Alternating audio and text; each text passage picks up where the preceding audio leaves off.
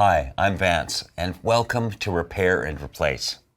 Plumber's putty is a clay-like substance used to make watertight seals on faucets and drains.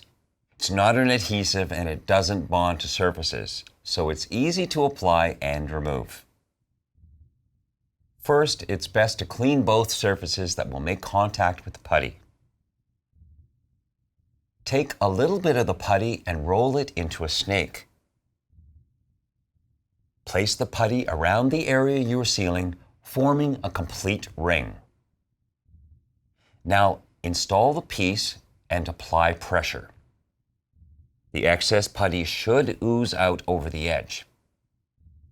Next, tighten with a wrench to lock it into place. Now use a cloth to clean the excess putty and test for any leaks. Plumber's putty is useful, but is only intended for areas that are not visible. It should never be used with plastic or granite, as it might leave a stain.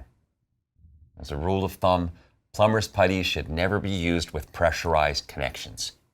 Threaded metal or plastic fittings require Teflon tape or pipe joint compound to make a good seal.